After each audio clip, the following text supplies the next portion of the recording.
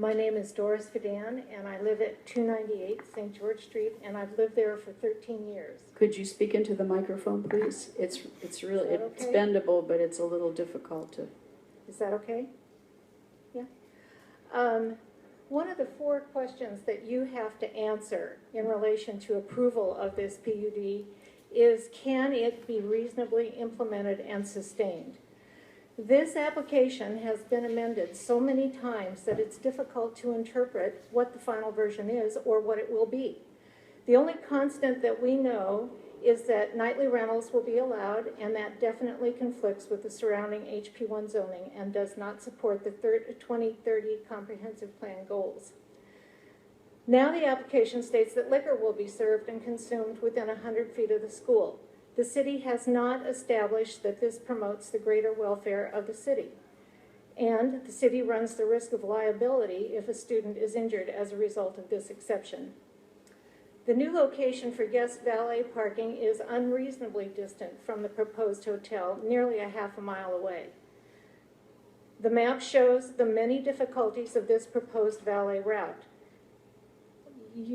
As you can see,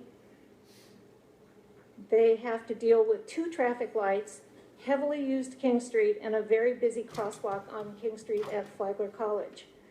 They will be under pressure to deliver vehicles while negotiating a busy corridor which presents a hazard to residents, students, and visitors.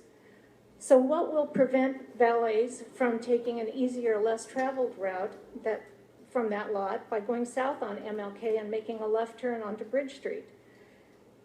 Lincolnville residents have already been notified somewhat by the city that there would be no hotel valet parking traffic. Who will monitor and prevent that route from being used? I think that many valets will be thinking more about collecting their tip than what route they're allowed to take.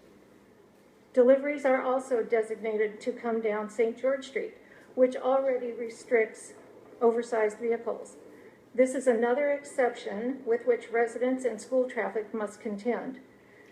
The photo shows 2 large trucks blocking traffic near the Dow property. This is the route that the entire student body of Cathedral Parish School, approximately 250 students, uses to attend Mass at the Cathedral every week. They walk that route every week on Tuesday morning. Who will enforce these proposed changes? It's a huge burden on the already overburdened city staff. When we moved here, on a personal note, 13 years ago, I had only 2 requirements for our new home: strong zoning laws, which sadly our Atlanta neighborhood didn't have, and a Catholic school in the middle of a protected historic district. St. Augustine met every need.